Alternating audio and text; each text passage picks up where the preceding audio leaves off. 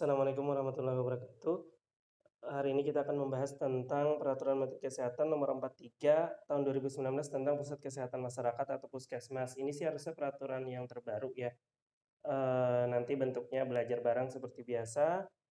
Selamat menyaksikan dan kalau misalnya teman-teman merasa perlu, silahkan di-subscribe biar tahu kalau ada video yang baru. Kalau merasa terbantu silahkan like, dan kalau ada koreksi atau tambahan atau pertanyaan atau diskusi silahkan komen.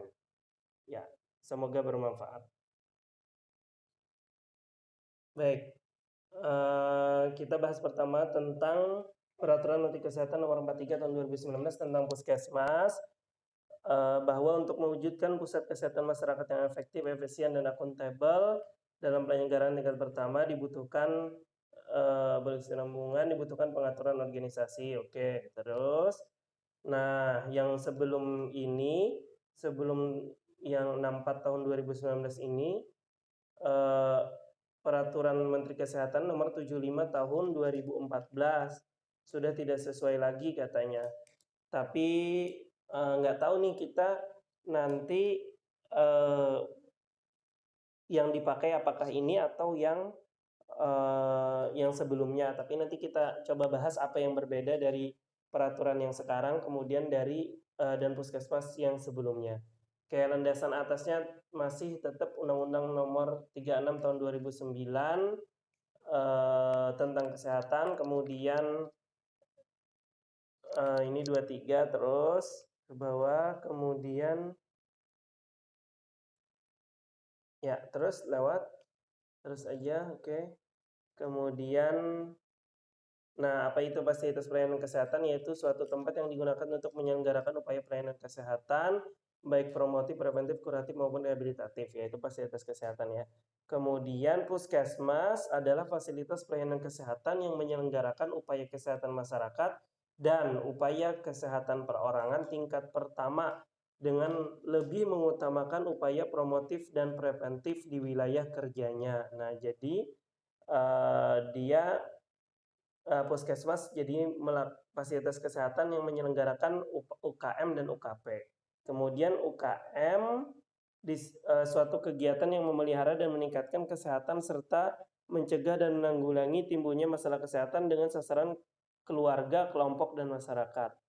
Oke, kalau misalnya UKP, suatu kegiatan dan atau serangkaian kegiatan pelayanan kesehatan yang ditunjukkan untuk peningkatan, pencegahan, penyembuhan penyakit, pengurangan penderitaan akibat penyakit, dan memulihkan kesehatan perseorangan. Oke, kalau misalnya tadi kan dia, kalau UKM dia lebih mencegah dan menanggulangi timbulnya masalah kesehatan di keluarga, kelompok, atau masyarakat. Kalau misalnya UKP lebih ke perseorangan. Oke, kalau tenaga kesehatan setiap orang yang mengabdikan diri dalam bidang kesehatan serta memiliki pengetahuan atau keterampilan gitu ya. Kemudian melalui pendidikan di bidang kesehatan untuk jenis tertentu. Oke.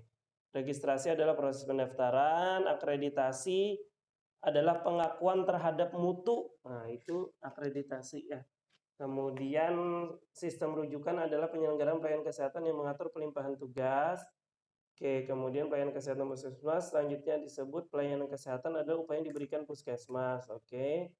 Instansi pemberi izin adalah suatu satuan kerja yang ditunjuk oleh pemerintah daerah, kabupaten, atau kota untuk menerbitkan izin sesuai ketentuan peraturan perundang-undangan. Oke. Ya, lanjut.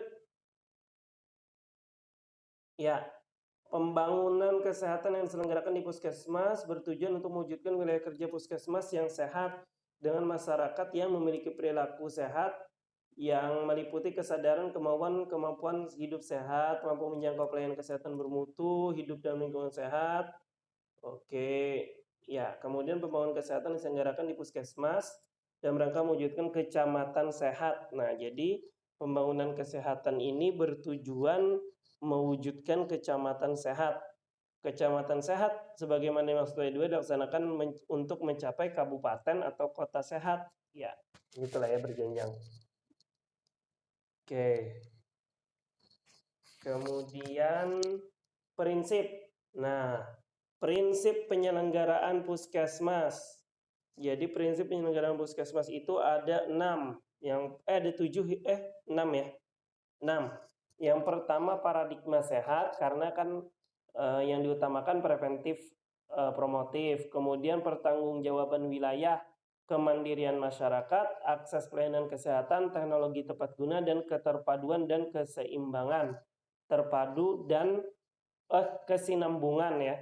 Terpadu dan kesinambungan. Jadi tadi ada 6 ya, paradigma sehat, pertanggungjawaban wilayah, kemandirian masyarakat, ketersediaan akses kesehatan, teknologi tepat guna, dan keterpaduan dan kesinambungan. Oke, kemudian berdasarkan prinsip paradigma sehat sebagaimana dimaksud ayat 1, Puskesmas mendorong seluruh pemangku kepentingan berpartisipasi dalam upaya mencegah dan mengurangi risiko kesehatan terhadap individu, keluarga, kelompok, dan masyarakat melalui gerakan masyarakat hidup sehat atau GERMAS ya. Gerakan masyarakat hidup sehat. Kemudian berdasarkan prinsip pertanggungjawaban wilayah, Puskesmas menggerakkan dan bertanggung jawab terhadap pembangunan kesehatan di wilayahnya. Jadi dia pertanggungjawaban wilayah yang kedua. Yang ketiga, yang keempat ya maksudnya. Tapi prinsip ketiga kan kemandirian. Jadi Puskesmas mendorong kemandirian hidup sehat bagi individu keluarga. Jadi dia mandiri hidup sehat. Kemudian ketersediaan akses pelayanan kesehatan dapat diakses dan terjangkau oleh seluruh masyarakat di wilayah kerjanya secara adil tanpa membedakan status ekonomi, agama, budaya, dan kepercayaan. Kemudian teknologi tepat guna ya. Teknologi tepat guna, Puskesmas menyelenggarakan pelayanan kesehatan dengan memanfaatkan teknologi sesuai kebutuhan pelayanan, mudah dimanfaatkan dan tidak berdampak buruk bagi lingkungan. Kemudian yang terakhir, keterpaduan dan kesinambungan. Puskesmas mengintegrasikan dan mengkoordinasi penyelenggaraan UKM dan UKP, lintas program dan lintas sektor, serta melakukan sistem rujukan yang didukung dengan manajemen Puskesmas. Oke. Terus pasal 4-nya, Puskesmas mempunyai tugas melaksanakan kebijakan kesehatan untuk mencapai tujuan pembangunan kesehatan di wilayah kerjanya, kemudian mengintegrasikan program yang dilaksanakannya dengan pendekatan keluarga. Kemudian pendekatan keluarga sebagaimana ayat 2 merupakan salah satu cara Puskesmas mengintegrasikan program untuk meningkatkan jangkauan sasaran. Oke, lanjut. Nah, dalam melaksanakan tugas, nah kalau tadi prinsipnya ya, prinsip Puskesmas ada 6 gitu ya. Yang pertama tadi apa? Paradigma sehat. Yang kedua, pertanggungjawaban wilayah. Yang ketiga, ketersediaan fasilitas kesehatan ya. Kemudian yang keempat, apa lagi? Yang keenam kenapa? Ya, teknologi. Yang ketiga, kemandirian masyarakat. Yang keempat, akses pelayanan kesehatan. Yang kelima, teknologi tepat guna. Dan yang keenam, keterpaduan dan kesinambungan. Oke, lanjut ke pasal 4. Sekarang fungsinya dia penyelenggara UKM tingkat pertama dan UKP tingkat pertama di wilayah kerjanya. Itu fungsinya. Kemudian dalam melaksanakan fungsi pelayanan UKM tingkat pertama, Puskesmas berwenang untuk menyusun perencanaan, melaksanakan advokasi, melakukan komunikasi, menggerakkan masyarakat, melaksanakan pembinaan, melaksanakan perencanaan kebutuhan dan peningkatan kompetensi SDM Puskesmas, memantau pelaksanaan. Oke, lanjut. Lanjut ya, ini hak-haknya ya. Kemudian dalam melaksanakan fungsi UKP, Puskesmas berwenang menyelenggarakan pelayanan kesehatan dasar secara komprehensif, berkesinambungan, bermutu, dan holistik yang mengintegrasikan faktor biologis, fisiologi, psikologi, sosial, dan budaya. Kemudian menyelenggarakan pelayanan kesehatan yang mengutamakan promotif preventif. Oke, lanjut lah ya. Inter dan antar profesi, ya. Terus pasal 8-nya, selain memiliki kewenangan sebagaimana dimaksud dalam pasal 6 dan 7, Puskesmas melakukan pembinaan terhadap fasilitas pelayanan kesehatan tingkat pertama di wilayahnya. Nah, Ini juga di pasal 8-nya ya. Jadi puskesmas mempunyai tugas dan memiliki kewenangan ya melakukan pembinaan pada fasilitas kesehatan tingkat pertama. Siapa aja tuh tingkat pertama di wilayahnya? Nanti kan ada apa? Praktek dokter pribadi, kemudian ada klinik gitu ya. Ada balai kesehatan. Nah, jadi pokoknya itu dia memiliki kewenangan untuk melakukan pembinaan. Kemudian pasal 9-nya, puskesmas dapat berfungsi sebagai wahana pendidikan bidang kesehatan. Nah, jadi koas bisa kerja di puskesmas. Kemudian wahana program internship dan atau sebagai jejaring rumah sakit pendidikan. Nah, itu ya, jejaring rumah sakit pendidikan. Oke. Kemudian ketentuan mengenai penyelenggaraan puskesmas sebagai wahana pendidikan bidang kesehatan diatur oleh perundang-undangan. Kemudian persyaratan. Nah, persyaratan puskesmas harus didirikan pada setiap kecamatan. Oke. Dalam kondisi tertentu, pada satu kecamatan dapat didirikan lebih dari satu puskesmas.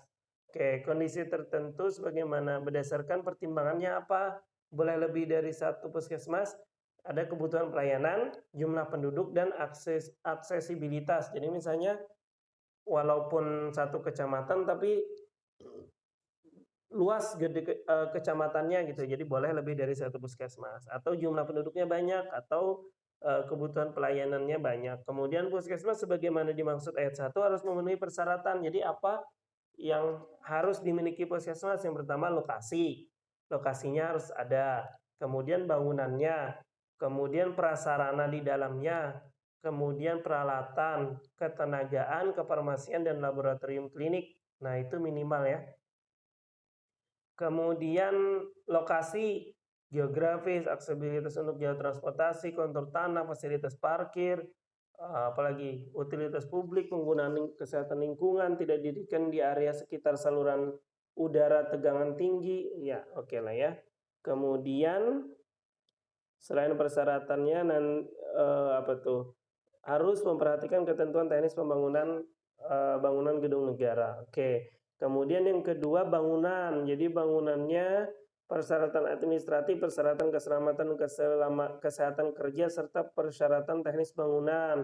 Kemudian bersifat permanen dan terpisah dengan bangunan lain. Jadi nggak boleh ngontrak gitu ya. Kemudian bangunan didirikan dengan memperhatikan fungsi keamanan, kenyamanan, perlindungan, keselamatan. Oke. Teknis bangunannya diatur undang-undang lain lah. Kemudian lanjut, syarat kedua kan prasarana. Selain memiliki bangunan yang memenuhi persyaratan, puskesmas memiliki bangunan rumah dinas tenaga kesehatan. Oh, jadi dia harus juga ada rumah dinas dan bangunan lain sesuai kebutuhan. Oke. Kemudian bangunan rumah dinasnya didirikan dengan pertimbangan aksesibilitas tenaga kesehatan dan bangunan lain. Dalam memberikan pelayanan. Jadi ya harus dipertimbangkan jangan sampai terlalu jauh gitu ya. Kemudian persyaratan prasarana. Nah, kalau prasarana ini apa? Ventilasi, pencahayaan, air bersih, kelistrikan, komunikasi, gas medis, proteksi petir, kebakaran, evakuasi, pengendalian kebisingan, kendaraan puskesmas keliling. Nah, ini nanti diakreditasi ya. Dilihat semuanya nih. Ya, terus pasal 15-nya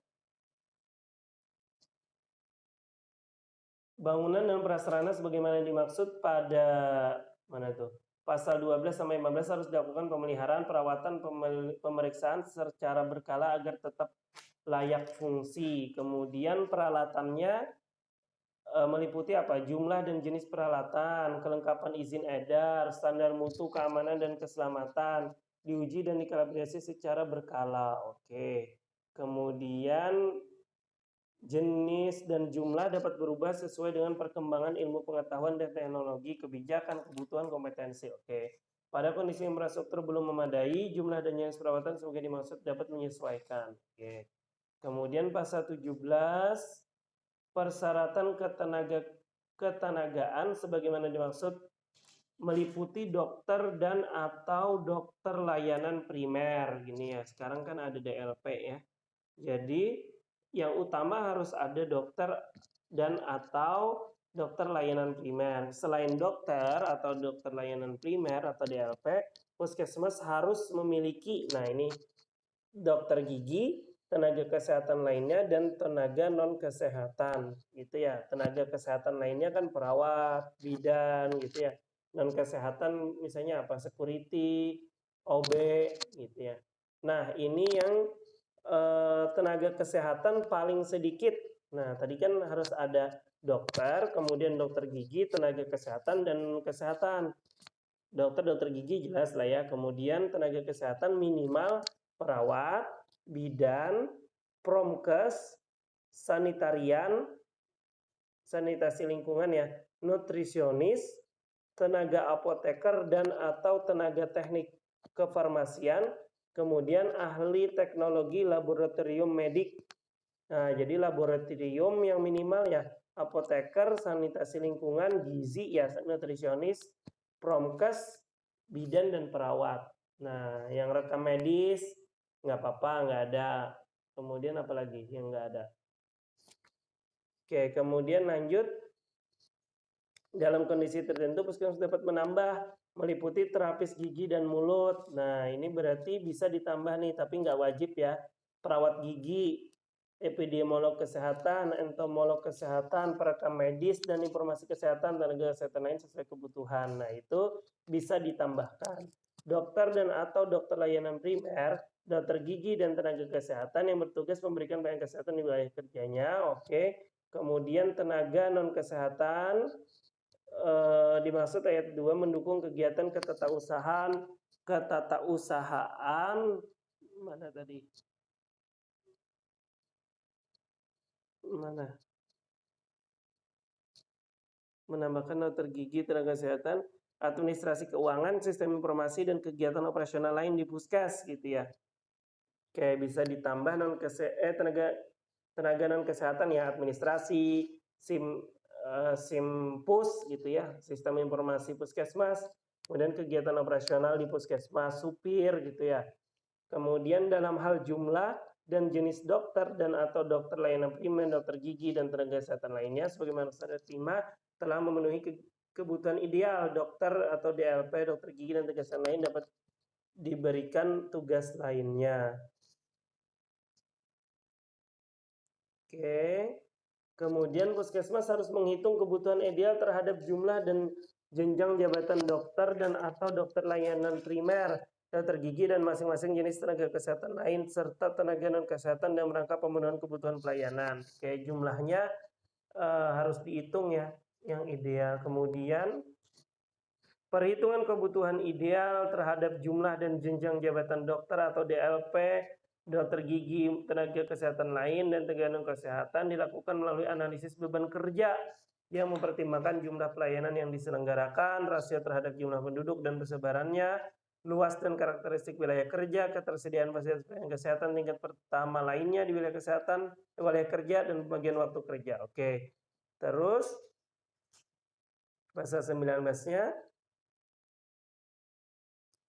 dokter dan atau DLP, dokter gigi dan tenaga kesehatan lain yang memberikan pelayanan kesehatan harus bekerja sesuai standar profesi, standar pelayanan, SOP dan etika profesi. Kemudian apa nih? Selain harus bekerja sesuai standar profesi, standar pelayanan dan bla bla bla tadi, setiap dokter dan DLP, dokter gigi dan tenaga kesehatan lain harus menghormati hak pasien serta mengutamakan kepentingan dan keselamatan pasien dengan memperhatikan keselamatan dan kesehatan dirinya dalam bekerja. Oke, lanjut. Jadi intinya tenaga kesehatan harus memiliki surat izin praktek ya. Kemudian harus memiliki kewenangan untuk memberikan pelayanan kesehatan yang diperoleh melalui kredensial. Nah, ini salah satu yang baru ya. Jadi sekarang tenaga kesehatan di puskesmas harus melalui kredensial. Kemudian kredensial tenaga kesehatan ini agar mutu pelayanan kesehatan berorientasi pada keselamatan pasien. Nah, siapa yang mengkredensial? Yang mengkredensial adalah Dinas Kesehatan Daerah atau Kabupaten Kota. Ini salah satu yang baru ya. adanya kredensial pada tenaga kesehatan di puskesmas oleh Dinas Kesehatan daerah kabupaten atau kota. Oke, lanjut.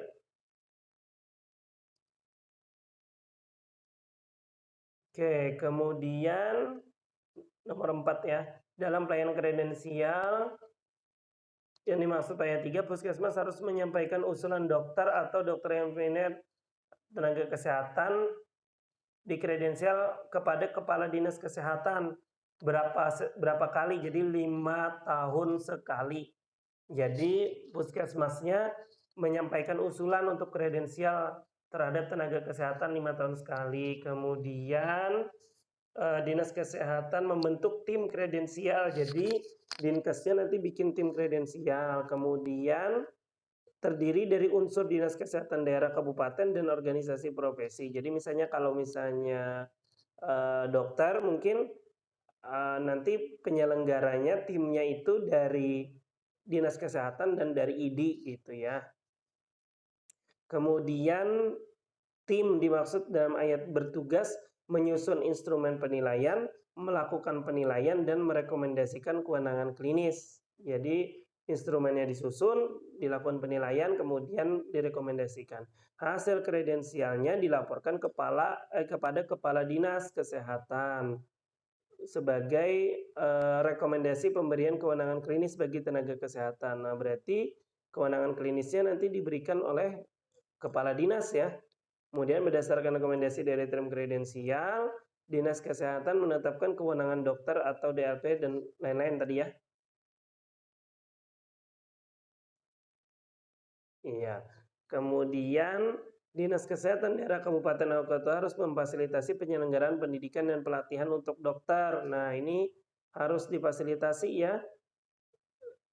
Yang tidak mendapatkan kewenangan dalam memberikan pelayanan kesehatan berdasarkan hasil kredensial. Jadi kalau misalnya ada kewenangannya yang tidak lolos, harusnya difasilitasi pendidikan dan pelatihannya. Oke, nanti ada peraturan melalui itu ya. Kemudian persyaratan kefarmasian. Oh, tadi kan persyaratan pertama lokasi, kemudian bangunan, kemudian prasarana, kemudian ketenagaan gitu ya.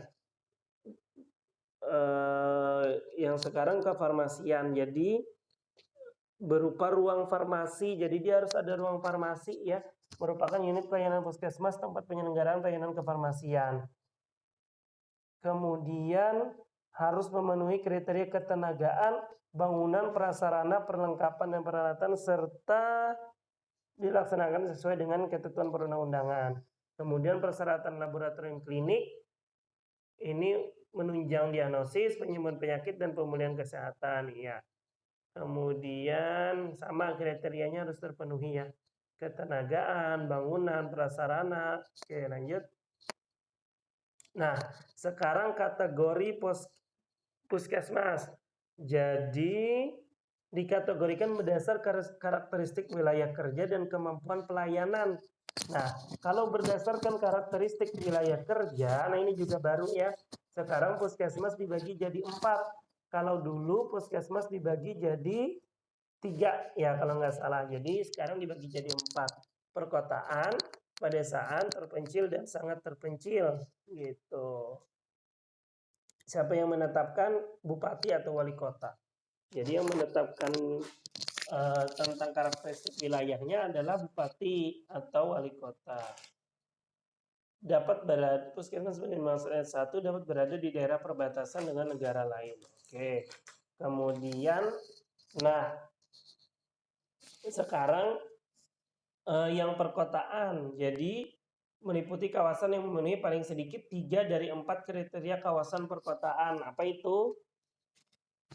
Apa yang disebut dengan perkotaan? Ini ya, aktivitas lebih dari 50% penduduk pada sektor non-agraris, terutama industri, perdagangan, dan jasa gitu ya. Jadi lebih dari 50% bukan agraris. Jadi bukan bercocok tanam gitu ya, atau memancing, gitu. Memiliki fasilitas perkotaan antaranya sekolah radiusnya 2,5 km. Gitu ya, sekolah 2,5 km, pasar 2 km, rumah sakit 5 km atau hotel ya. sekolah 2,5, pasar 2, rumah sakit 5 ya. Lebih dari 90% rumah tangga memiliki listrik. Oke, kemudian terdapat akses jalan raya dan transportasi menuju fasilitas perkotaan. Ya.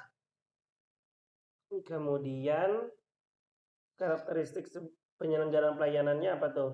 Memprioritaskan pelayanan UKM, pelayanan UKM dilibatkan dengan melibatkan partisipasi masyarakat, kemudian UKP dilaksanakan oleh puskesmas, diselenggarakan oleh pemerintah atau masyarakat, organisasi, peningkatan kemampuan jaringan, pendekatan, oke. Terus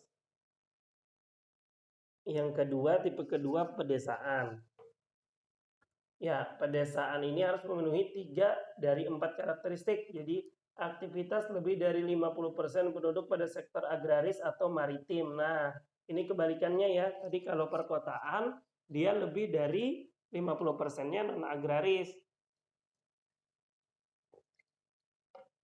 Jadi bukan bertani atau mancing, nggak yang cari ikan. Kemudian memiliki fasilitas antara lain sekolah radius lebih dari, jadi pokoknya pedesaan ini kebalikan dari perkotaan. Tidak memiliki fasilitas hotel. Nah, hotel tuh syarat jadi kota.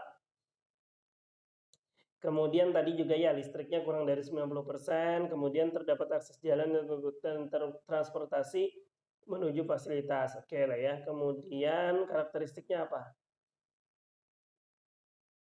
Ya, sama saja ya. Masih meningkatkan kemampuan jaringan pelayanan kesehatan, kehidupan masyarakatnya harus pendekatannya pendekatan pedesaan. Kemudian terpencil. Jadi apa itu terpencil? Harus memenuhi kriteria sesuai dengan ketentuan perundang-undangan. Oh, jadi harus terpencil dan sangat terpencil nanti berdasarkan undang-undang kapan disebut terpencil dan kapan disebut sangat terpencil. Kemudian pendekatan pelayanan diberikan menyesuaikan pola kehidupan di kawasan tersebut. Oke, kemudian optimalisasi dan meningkatkan kemampuan jaringan pelayanan puskesmas. Oke, lanjut. Pelayanan apa tuh tadi tuh? Yang pulau-pulau. Yang terakhir di atasnya pasal 2. Pelayanan UKM dan UKP dapat dilaksanakan dengan pola gugus pulau atau klaster dan atau pelayanan kesehatan bergerak untuk meningkatkan aksesibilitas. Nah, ini bisa puskesmas apung gitu ya. Kemudian pasal 29.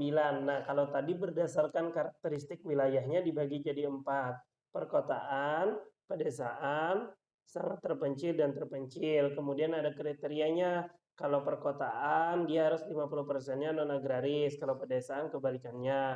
Kemudian sekolah harus kurang dari 2,5 kilo. Pasar kurang dari 2 kilometer. Kemudian rumah sakit kurang dari 5 kilometer. Kemudian ada hotel gitu ya. Kalau pedesaan kebalikannya. Kemudian listrik harus lebih dari 90% kalau perkotaan.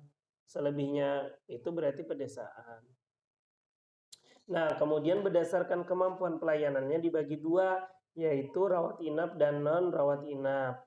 Kemudian puskesmas non-rawat inap menyelenggarakan pelayanan rawat jalan, home care, dan pelayanan gawat darurat. Itu ya, minimal gawat darurat, rawat jalan, dan home care. Kemudian yang non-rawat inap juga bisa menyelenggarakan rawat inap pada pelayanan persalinan normal. Jadi ya, walaupun puskesmasnya non-rawat inap, bisa ada tempat persalinan normal dan rawat inapnya. Kemudian puskesmas rawat inap sebagaimana dimaksud pada ayat 1 huruf B merupakan puskesmas yang diberi tambahan sumber daya. Oke, untuk menyelenggarakan rawat inap pada pelayanan persalinan normal dan pada pelayanan rawat inap pelayanan kesehatan lainnya. Ya, kemudian pelayanan persalinan normal harus memenuhi standar. Kemudian puskesmas yang dapat menjadi puskesmas rawat inap merupakan puskesmas di kawasan pedesaan, kawasan terpencil, dan kawasan sangat terpencil yang jauh dari fasilitas pelayanan kesehatan rujukan tingkat lanjut. Nah, jadi ya.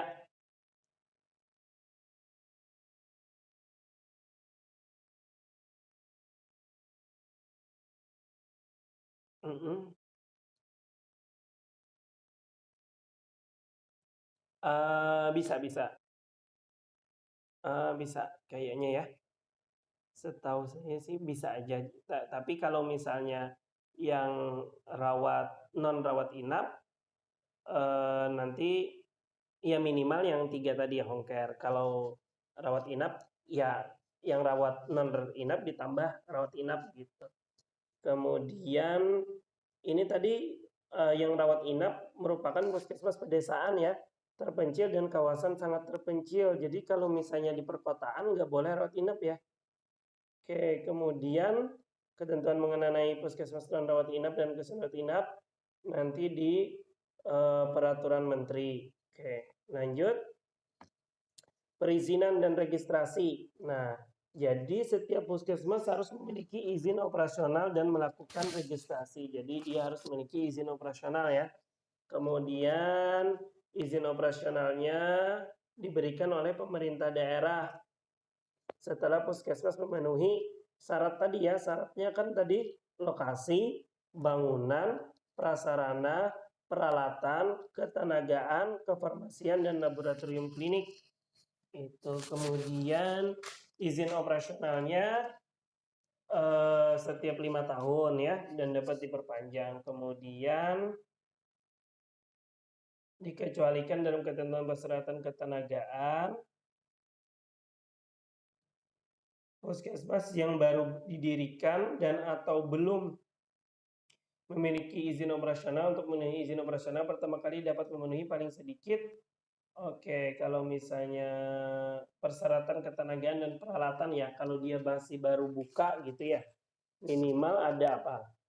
Dokter dan atau dokter layanan primer. Itu kemudian 75% jenis tenaga dokter gigi dan tenaga kesehatan lain sebagaimana dimaksud ayat 2. Jadi minimal 75%. Tadi kan yang wajib apa? Yang dokter gigi lah ya, selain dokter dan DLP.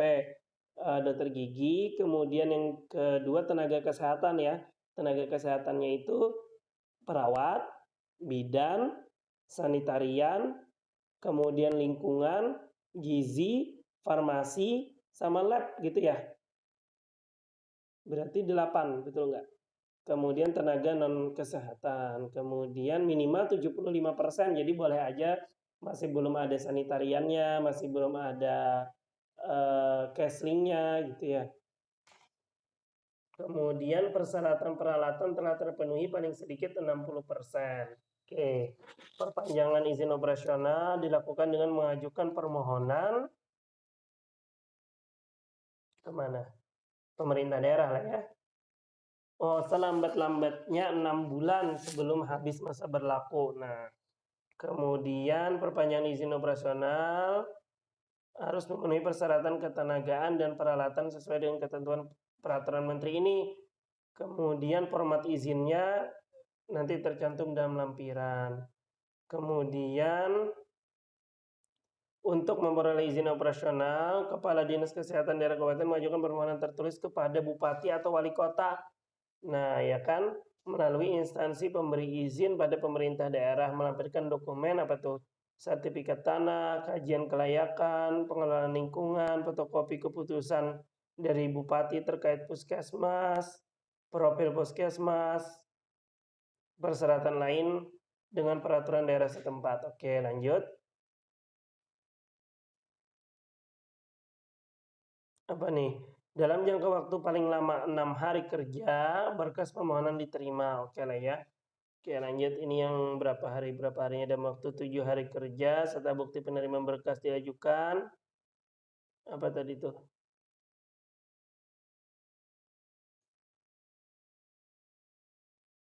Oke. Lanjut. Kemudian dalam hal puskesmas direlokasi atau berubah nama, alamat, dan kategori puskesmas, Kepala Dinas Kesehatan harus mengajukan perubahan izin operasional lagi. Oke, kemudian jadi yang melakukan itu Kepala Dinas ya. Kemudian pasal 34 dalam hal puskesmas tidak berfungsi lagi sebagai puskesmas, Kepala daerah kabupaten harus melaporkan kepada menteri. Oke. Kemudian registrasi sebagaimana yang dimaksud dilakukan untuk memperoleh kode puskesmas. Jadi harus ada kodenya. Kemudian merupakan identitas khusus dan spesifik diberikan oleh menteri. Nah, kemudian registrasi dilaksanakan setelah puskesmas memiliki izin operasional. Registrasi diajukan dalam jangka waktu paling lambat 6 bulan setelah izin operasional ditetapkan. Oke, kemudian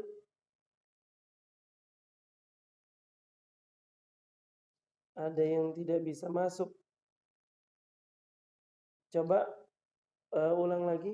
Biasanya sih muncul aja ya. Kemudian untuk registrasi ya syarat-syaratnya fotokopi izin operasional, ya kelayakan dan sebagainya, kita lewatin aja ya. Terus rekomendasi, oke.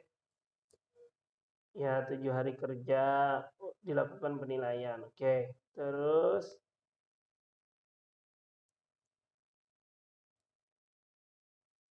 nah, puskesmas dapat dijadikan rumah sakit milik pemerintah daerah sepanjang memenuhi persyaratan. Dalam hal puskesmas dijadikan rumah sakit, pemerintah daerah harus menjadikan puskesmas baru sebagai pengganti di wilayah tersebut. Nah, ini misalnya kayak di Jakarta kayaknya ya. Kalau di Jakarta tuh puskesmas kecamatannya pada dinaikin jadi rumah sakit kecamatan ya, rumah sakit tipe D. Itu kemudian Dinas Kesehatan Daerah menjamin terselenggaranya pelayanan kesehatan. Oke. Di wilayah kerjanya. Kemudian Kepala Dinas Kesehatan harus melaporkan puskesmas yang tidak lagi menjalankan tugas sebagai puskesmas. Oke. Kepada menteri lah ya. Kemudian organisasi. Nah, bagian ke-1. Puskesmas merupakan unit organisasi bersifat fungsional dan unit layanan yang bekerja secara profesional. Kemudian berkedudukan sebagai unit pelaksana teknis di bawah dan bertanggung jawab kepada kepala dinas sesuai dengan ketentuan perundang-undangan. Oke. Kemudian, nah organisasinya harus efektif, efisien, dan akuntabel. Kemudian paling sedikit harus ada kepala puskes, kepala TU, dan penanggung jawab. Nah, kemudian puskesmas dipimpin oleh kepala puskesmas sesuai dengan ketentuan. Oke, kepala puskesmas sebagaimana dimaksud pada ayat 1 merupakan penanggung jawab atas seluruh penyelenggara kegiatan di puskesmas. Oke. Kepala puskesmas diberikan tunjangan dan fasilitas sesuai undang-undang. Kepala puskesmas diangkat dan diberhentikan oleh bupati. Kemudian untuk diangkat, nah kepala puskesmas itu harus berstatus ASN, memiliki pendidikan bidang kesehatan paling rendah S1 atau D4.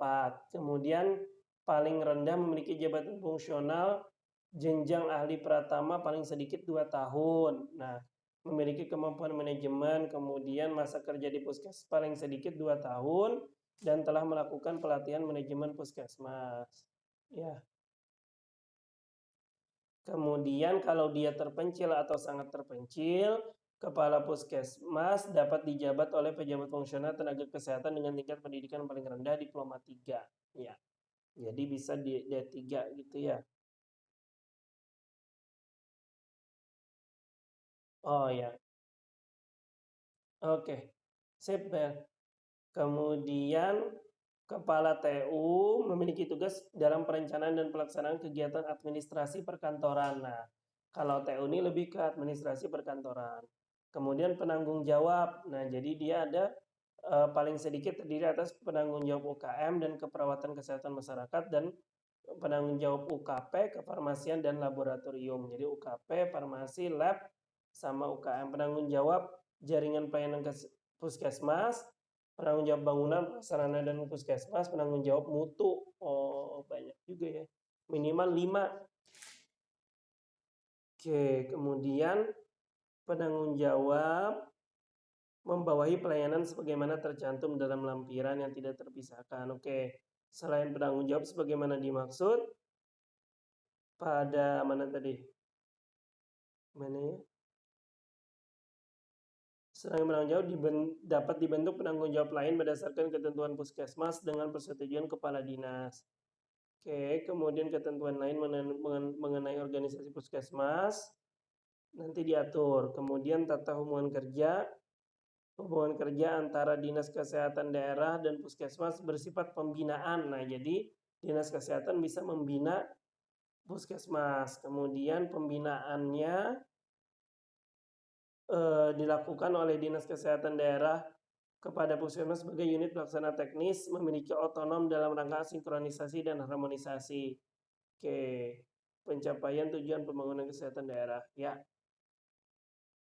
Kemudian selain memiliki hubungan kerja dengan dinas kesehatan, puskesmas memiliki hubungan kerja dengan rumah sakit, kemudian fasilitas pelayanan kesehatan lain, upaya kesehatan bersumber masyarakat, dan lintas sektor terkait lainnya di wilayah kerjanya sebagai jejaring puskesmas. Oke, terus hubungan puskesmas dengan rumah sakit dia koordinasi dan rujukan ya. Kalau puskesmas dengan rumah sakit itu koordinasi dan atau rujukan. Puskesmas dengan fasilitas pelayanan kesehatan lainnya bersifat pembinaan. Nah, jadi kalau misalnya ada praktek mandiri itu ya, pembinaan, koordinasi dan atau rujukan di bidang upaya kesehatan. Puskesmas dengan lintas sektor bersifat koordinasi.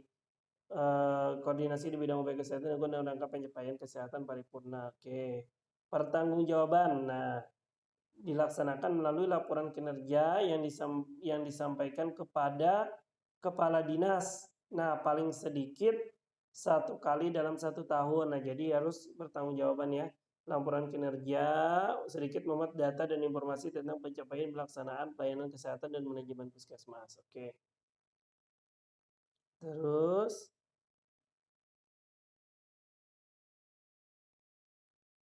penyelenggaraan upaya kesehatan. Puskesmas menyelenggarakan UKM tingkat pertama dan UKP tingkat pertama dilaksanakan secara terintegrasi dan berkesinambungan. Kemudian UKM dan UKP harus diselenggarakan untuk pencapaian standar pelayanan minimal kabupaten. Nah, ini kan ada 12 ya. Ada standar pelayanan minimal kabupaten atau kota, nanti mungkin dibahas di peraturan tentang SPM. Ada 12 pelayanan minimal kabupaten atau kota. Kemudian program Indonesia Sehat dan kinerja puskesmas dalam penyelenggaraan jaminan kesehatan nasional. Nah, ini minimal yang harus dicapai. Kemudian UKM tingkat pertama sebagaimana dimaksud pada ayat 1 meliputi UKM esensial dan UKM pengembangan. Nah, yang mana UKM esensial? Ya.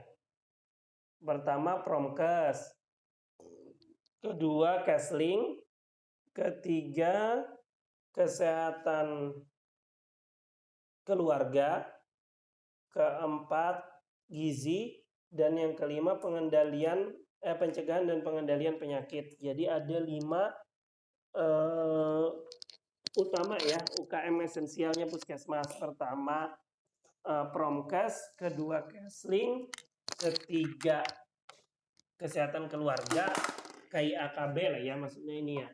Kemudian gizi dan pencegahan dan pengendalian penyakit.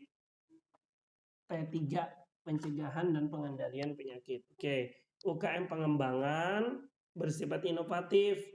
Oke, apa aja tuh? Sesuai dengan potensinya. UKM tingkat pertama sebagaimana dimaksud pada ayat 1 dilaksanakan oleh dokter gigi, dokter yang primer, tenaga kesehatan lain sesuai dengan kompetensi dan wewenangnya. Kemudian harus sesuai dengan standar pelayanan, standar operasional, etika profesi. Kemudian pelayanan kesehatan sebagaimana dimaksud ayat 2 dilakukan dalam bentuk, ini UKP ya, sorry. Kalau tadi tentang UKM, kemudian UKP itu dilaksanakan oleh dokter tenaga kesehatan. Kemudian harus sesuai dengan standar pelayanan, standar operasional, etika profesi.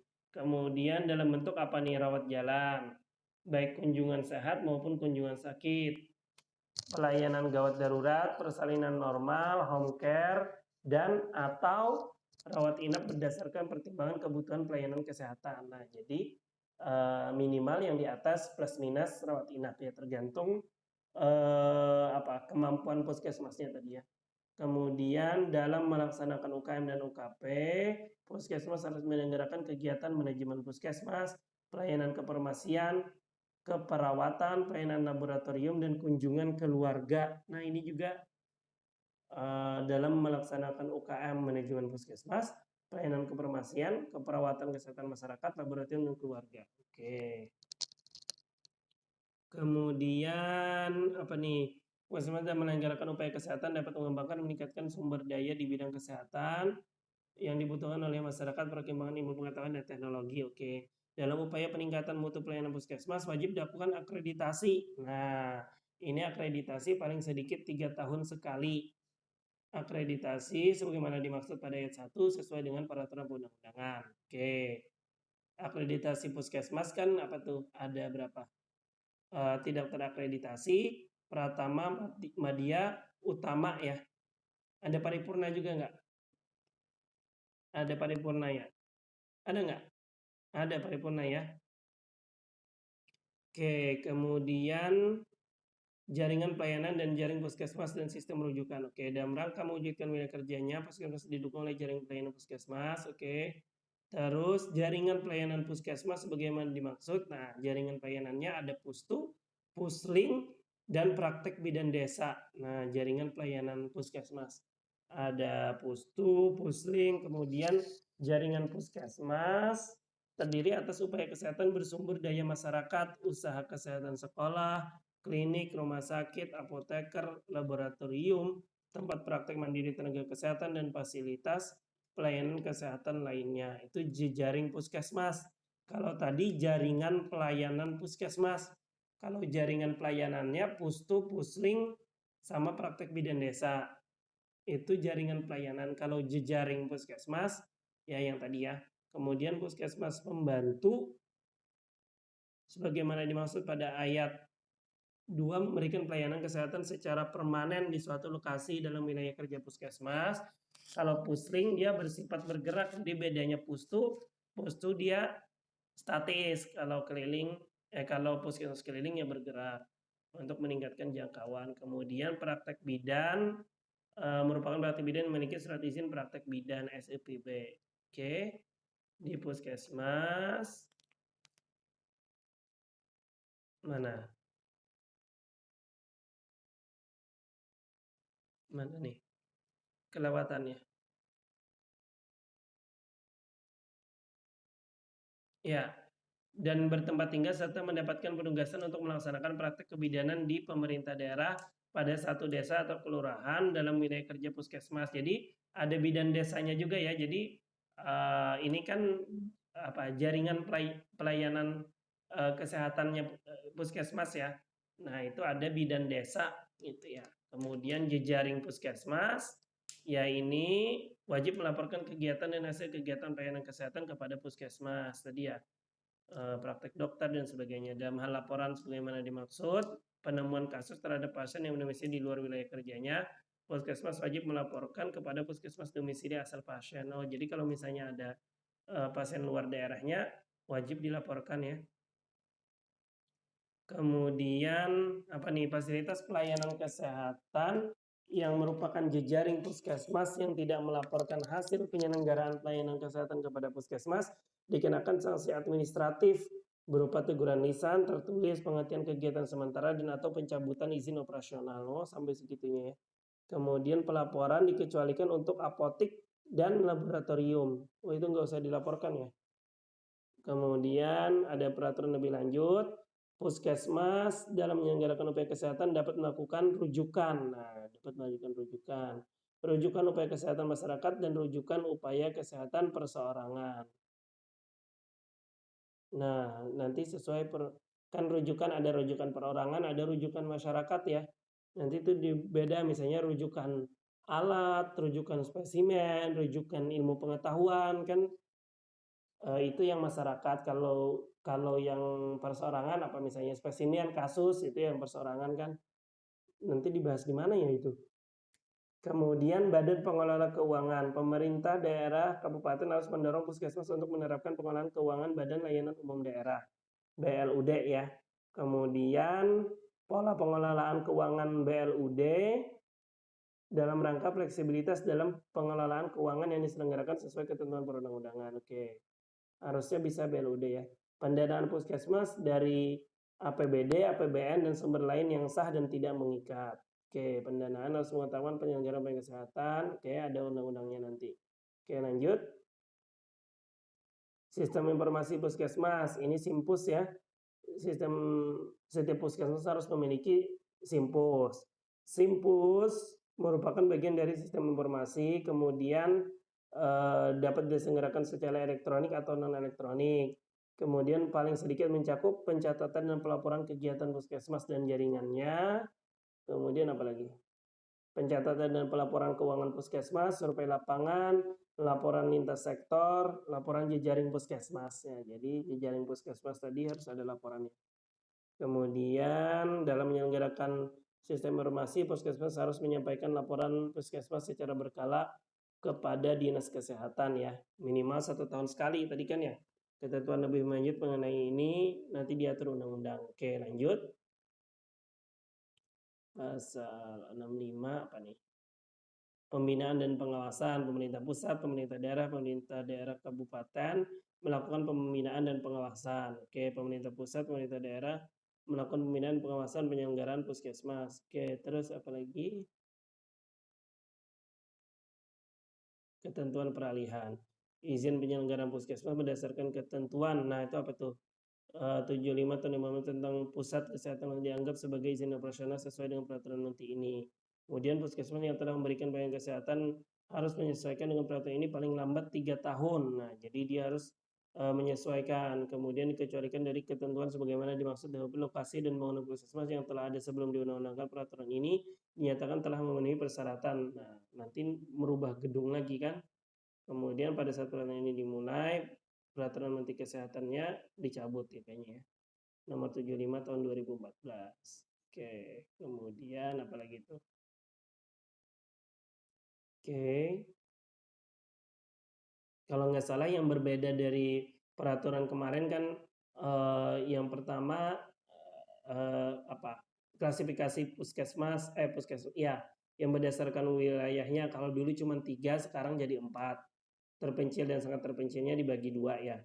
Kemudian adanya kredensial untuk tenaga kesehatan di puskesmas itu yang baru. Kemudian standar kepala puskesmas yang harus S1 atau D4 itu juga baru. Oke, ini lampirannya ya. Tadi ya langsung review cepat aja ya. Jadi intinya prinsip puskesmas itu ada 6. Paradigma sehat, pertanggungjawaban wilayah, kemandirian masyarakat, ketersediaan akses pelayanan kesehatan, teknologi tepat guna, dan keterpaduan kesinambungan. Oke, lanjut. Lewat aja. Next, koordinasi dengan kecamatan, ya sektor lain, oke.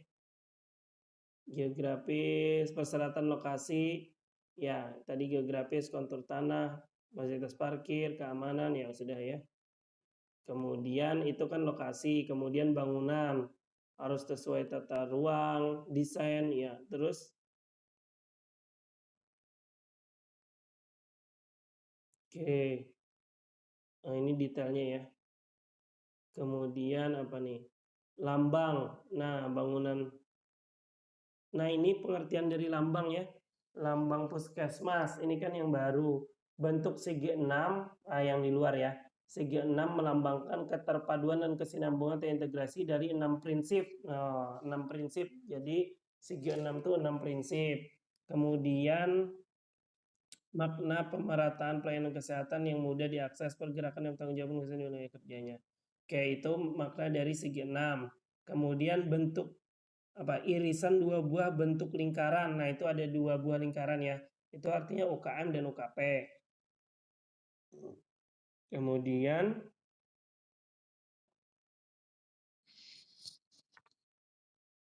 apalagi? Stilasi bentuk sebuah bangunan. Jadi dia kayak bangunan ya. sebagai tempat atau wadah diberlakukannya semua prinsip dan upaya dalam proses penyelenggaraan kesehatan. Kemudian bentuk segitiga mewakili 3 faktor di luar pelayanan. Nah, mana segitiganya? Genetik, lingkungan, dan perilaku. Mana segitiga? Oh, itu ya. Yang segitiga yang jadi atapnya itu. Ya, itu artinya 3 trias epidemiologi ya, yang host, apa tadi, host, oh bukan ya, ini tentang genetik, lingkungan, dan perilaku. Oh, ini 3 faktor di luar pelayanan kesehatan. Oh ya, genetik, lingkungan, dan perilaku. Palang hijau di dalam bentuk segitiga 6 melambangkan pelayanan kesehatan yang mengutamakan promotif dan preventif. Oh, palang hijau. Kemudian warna hijaunya melambangkan tujuan pembangunan kesehatan dalam rangka mencapai derajat kesehatan yang setinggi-tingginya. Warna putih melambangkan pengabdian luhur puskesmas. Luar biasa. Lanjut tentang ruang. Ya, ini tentang tabel-tabelnya ya. Fungsi ruang minimal. Oke. Ya, ruang persalinan, lanjut. Ruang ASI, puskesmas pembantu. Nah, itu harus ada parkir gitu ya. Dindingnya. Waduh, kayaknya sih enggak. Iya, harusnya sih. Enggak. Terus lanjut. Iya, ini prasarana tadi ya. Oke, lanjut.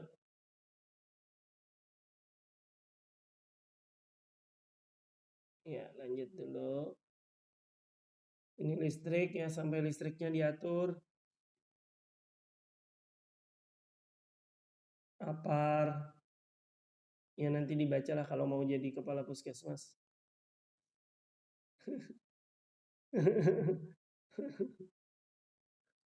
Iya, lanjut. Sama kalau lagi akreditasi. Nah, iya, oh itu alat-alatnya. Tadi kan alat-alatnya harus minimal 60% ya kalau misalnya puskesmas baru. Kalau tenaga tadi minimal 75%. Oke, banyak tuh. Oh, pinset. Waduh. Oh, lengkap sekali. Ya, kayaknya sudah selesai ya. Yang ini, terus ada lagi nggak peraturan yang mana yang perlu dibahas tentang?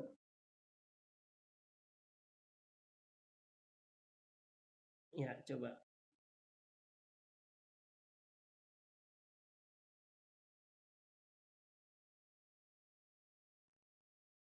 Agak miring ya.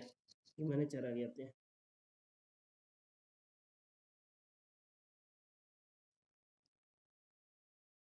Nanti kita baca aja lah ya. Nggak kelihatan nih. Oke. Terus, ya kita coba soal lah ya. Oke. Coba soal tentang puskesmas. Oke. Asas penyelenggaraan puskesmas kecuali pertanggungjawaban wilayah, benar ya. Pemberdayaan masyarakat benar, keterpaduan benar. Gotong royong sebenarnya nggak ada juga ya.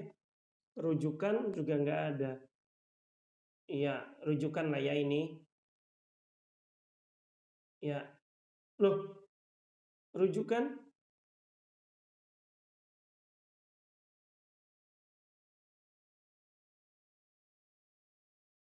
itu di mana?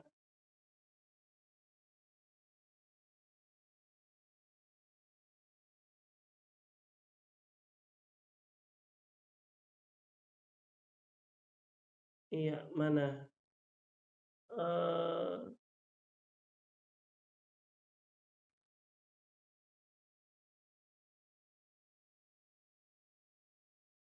ini yang dibuka nih apa nih? Judulnya apa tadi? Kekecilan. Dimiringkan. Tahun 2004 ya, ini kebijakan dasar pusat kesehatan masyarakat. Oh, KMK 2004 ya. Ya, coba kita buka.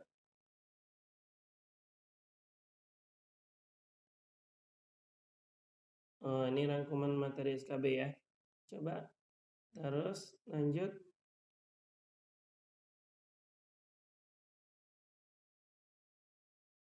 Itu peraturannya ya. Akreditasi puskesmas. Oke, terus konsep dasar puskesmas.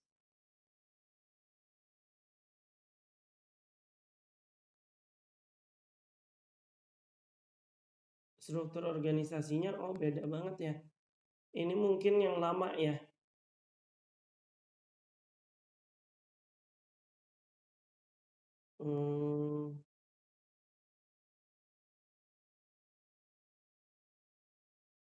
Upaya pengobatan. Oke, kemudian asasnya pertanggungjawaban wilayah, pemberdayaan masyarakat, keterpaduan dan rujukan. Di sini ada prinsip juga nggak?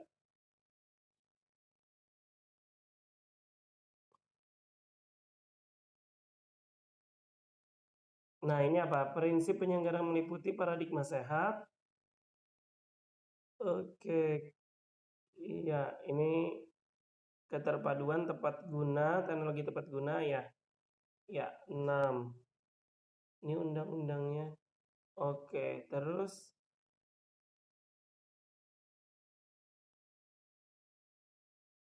termasuk rujukan tadi ya. Ini palang hijau juga baru, ini campur-campur kayaknya ya. Oke deh.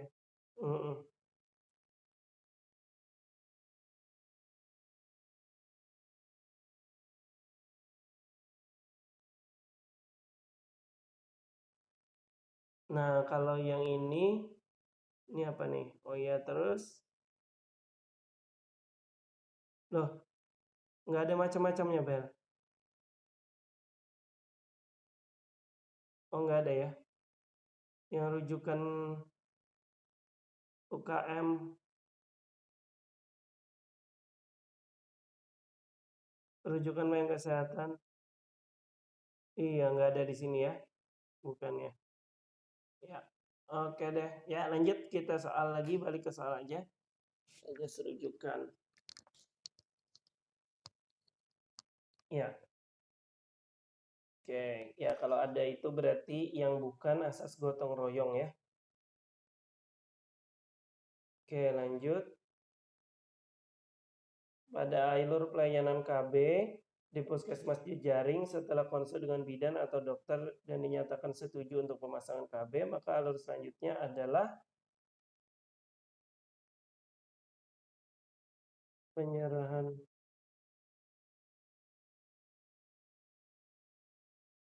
info konsen. Alur selanjutnya adalah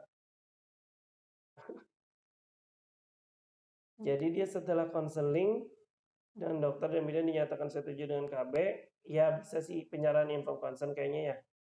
Kalau yang satunya apa? 129?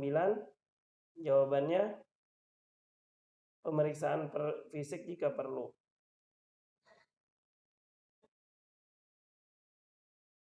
Sama emangnya.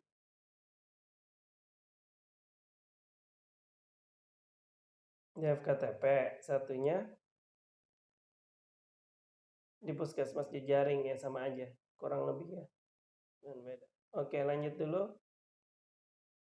Ini kayaknya yang lebih cocok inform concern lah ya. Sudah dilakukan itu. Kemudian ini apa nih? Merupakan upaya aktif di tingkat puskesmas untuk melengkapi imunisasi dasar pada anak yang berumur 3 tahun. Diprioritaskan dilaksanakan di desa yang selama 2 tahun berturut-turut tidak mencapai universal coverage immunization. Pengertian dari blocking fighting ya. Oh, ini harus belajar lagi tentang ini di imunisasi kayaknya ya. Ini tentang imunisasi ya. Ya, imunisasi tambahan. Kayak home care termasuk pelayanan UKP ya. Ya, yang UKM kan yang tadi ya. Jika akreditasi terendah rumah sakit adalah dasar, maka akreditasi terendah puskesmas adalah tidak terakreditasi.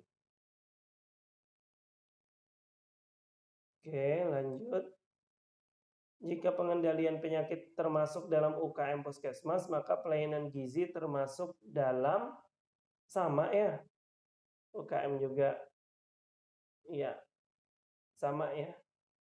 Oke, terus program PISPK dilaksanakan oleh berbasis keluarga. Program PISPK dilaksanakan oleh puskesmas. Yang tadi ya, yang minimal PISPK, JKN, SPM. Oke. Yang merupakan asas puskesmas adalah, nah ini asas tadi. Asas puskesmas adalah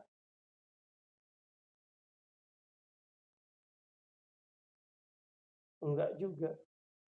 Enggak cocok juga nih. Keterpaduan, kesinambungan, pemerataan. Keterpaduan, coba. Oh, betul.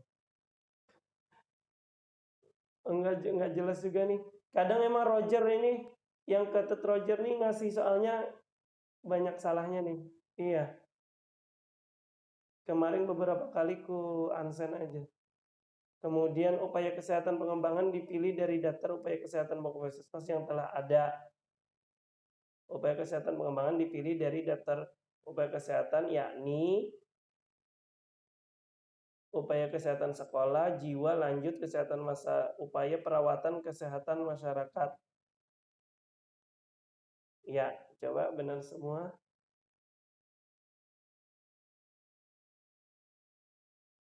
UKM Puskesmas dibagi menjadi dua, yaitu esensial dan pengembangan ya. Oke. Ya, garis besarnya sih pakai undang-undang tadi, mungkin ada tambahan-tambahan aja ya.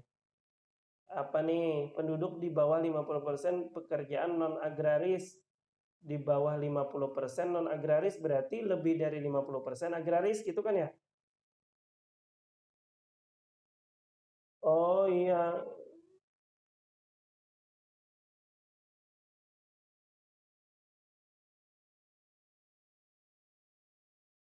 pedesaan kan ya? Iya. Oke, kemudian jenis penyakit yang termasuk surveilan terpadu penyakit berbasis puskesmas kecuali TBC, diare, hepatitis klinis kayaknya ya.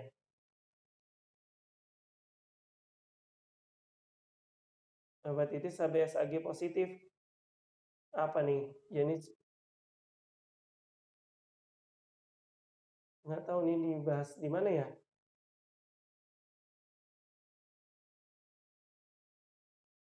Oh, di penjelasannya gitu ya.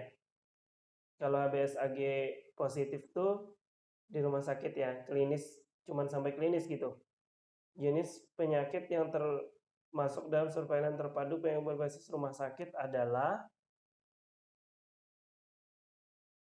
oh, hepatitis HBsAg berarti A.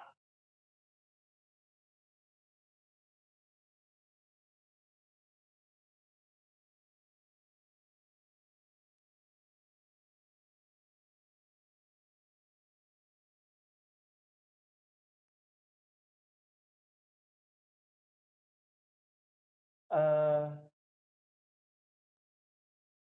ini kayaknya maksudnya ini maksudnya paling kita eh, kalau di puskes mungkin nggak ada pemeriksaan HBsAg gitu ya. Jadi cukup kalau misalnya hepatitis, ya penegakan diagnosisnya hepatitis klinis gitu. Iya, padahal sekarang juga ada. Nggak tahu nih dari mana soalnya. Ini berarti yang jawabannya yang A ya, yang kalau rumah sakit.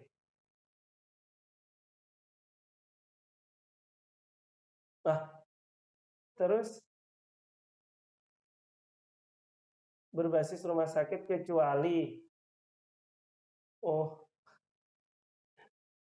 nggak jelas ini nanti cari sumbernya aja ya. Oke lanjut. Yang tidak termasuk jaringan pelayanan puskesmas. Oke, jaringan pelayanan puskesmas tadi 3 ya.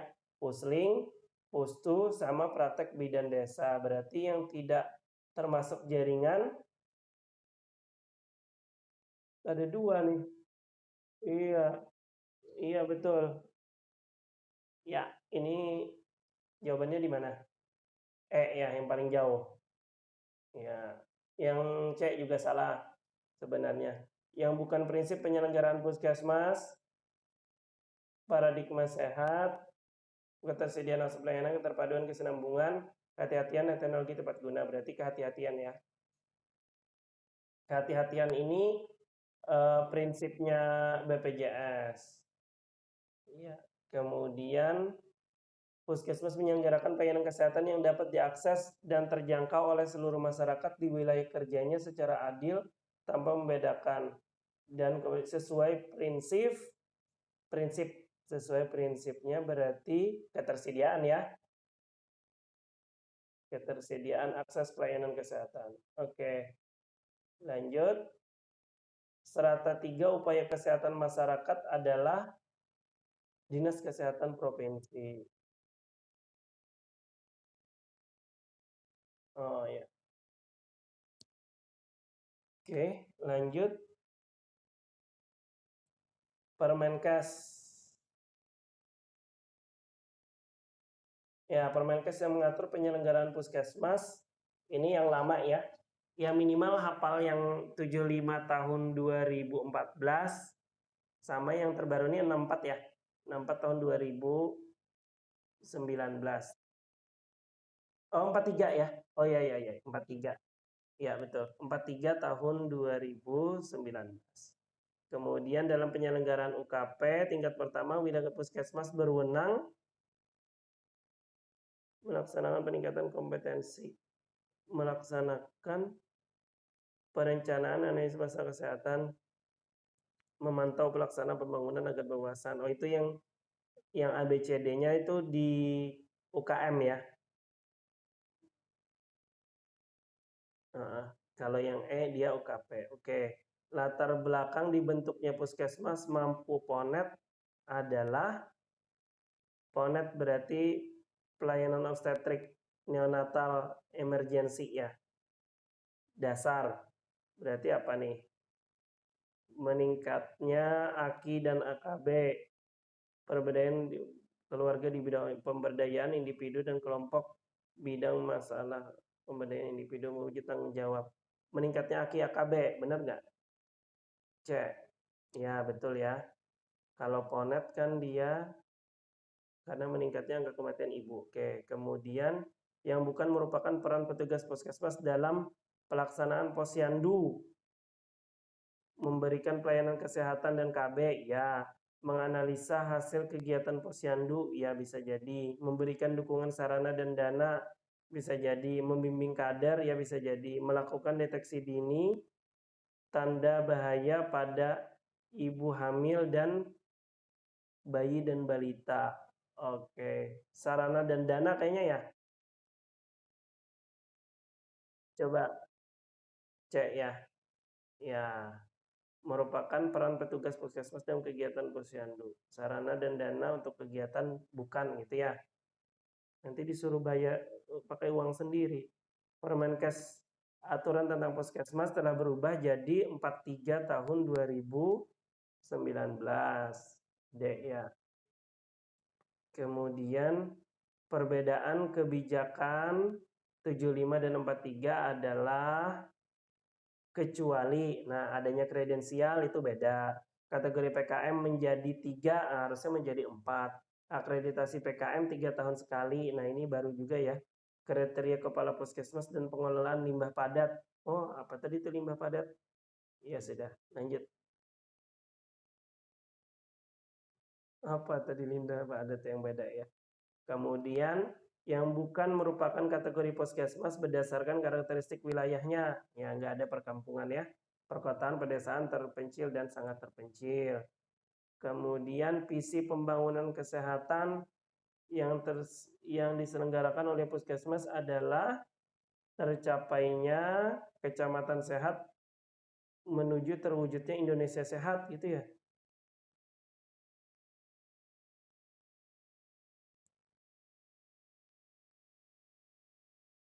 Oke. Lanjut, visi pembangunan kesehatan. Kaktus.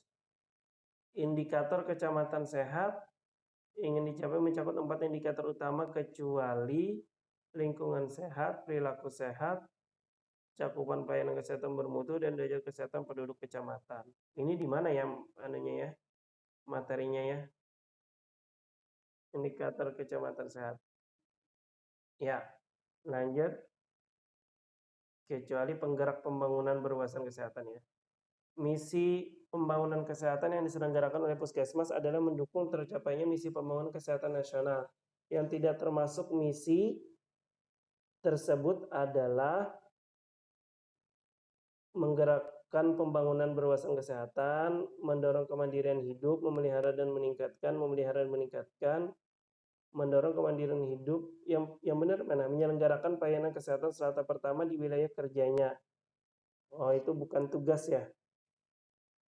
Itu tugasnya bukan misi pembangunannya. Oke, lanjut. Nah, pelayanan kesehatan yang menyelenggarakan upaya kesehatan masyarakat dan upaya kesehatan perseorangan. Pertama, yang mengutamakan preventif preventif. Ya, ini pengertian dari Puskesmas. Ya, lanjut. Yang merupakan fungsi Puskesmas.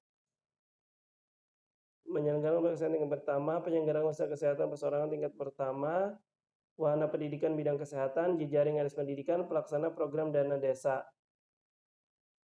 Ya, berarti E ya. Nggak ada kan tadi di undang-undangnya ya.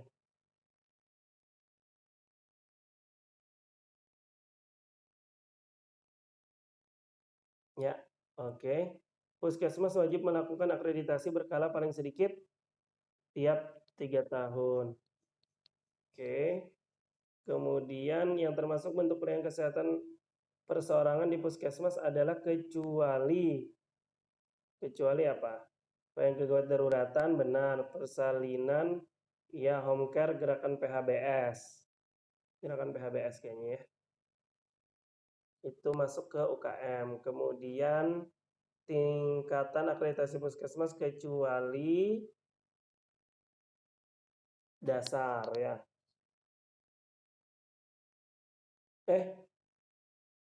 Oh berarti Pratama. Dasar, Madya, Utama, Paripurna. Oke. Ada TD-nya, Bel. TD mau. Kemudian Puskesmas harus didirikan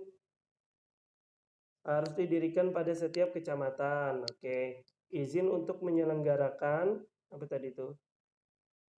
Pelayanan kesehatan bagi Puskesmas diberikan oleh pemerintah kabupaten ya. Izin ininya, pendiriannya. Oke.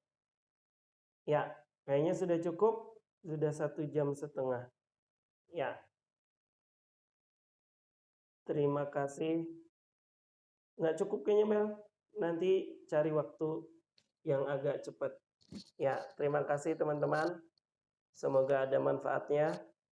Kemudian semoga yang dicita-citakan terwujud ya. Kita tutup dengan membaca doa. Bismillahirrahmanirrahim. Allahumma inna nastaudiuka ma'alam tanahu fardutu ilaina indah hajatina ilaih wala tunsina ya rabbal alamin. Ya Allah, kami titipkan ilmu yang kau berikan kepada kami dan kembalikannya kepada kami jika kami membutuhkannya, dan janganlah engkau menjadikan kami melupakannya. Keparatul majelis, subhanakallahumma bihamdika asyhadu an la ilaha illa anta astaghfiruka wa atubu ilaik. Wassalamualaikum warahmatullahi wabarakatuh.